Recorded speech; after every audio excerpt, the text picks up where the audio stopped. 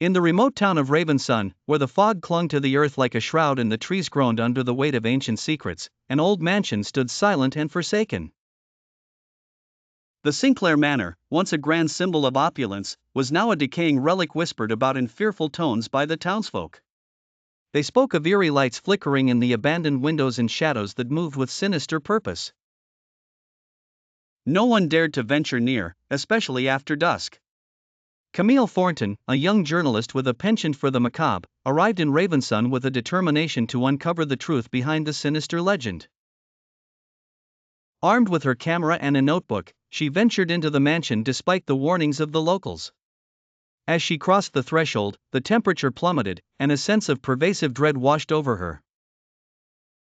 Dust motes danced in the dim light that filtered through the cracked windows, and the air was thick with the scent of mildew and decay.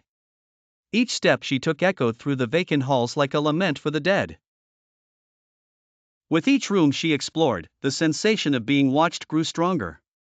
Portraits of long-departed Sinclairs lined the walls, their eyes seemed to follow her every move.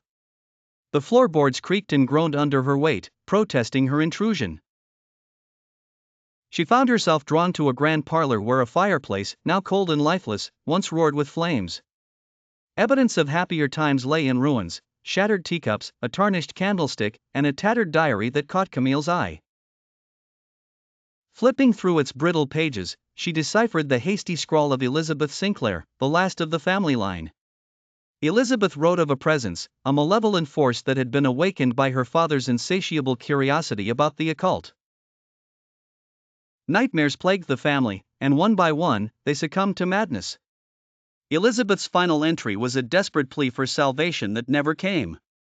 As Camille read the final words, a chilling breeze swept through the parlor, extinguishing the weak light she had brought. Panic set in as darkness enveloped her. She fumbled for her flashlight, but its beam barely pierced the inky blackness. Something whispered her name from deep within the house. Camille's breath hitched as she focused on the source of the sound. It grew louder, closer, until she felt cold breath on the back of her neck. She turned, and her flashlight revealed a gaunt figure with hollow eyes, its mouth twisted into a grotesque smile.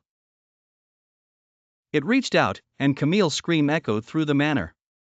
The townsfolk of Ravenson swear that, sometimes, on foggy nights when the moon is obscured, you can hear her cries for help carried by the wind. Yet none dare to enter Sinclair Manor, for they know some doors, once opened, can never be closed.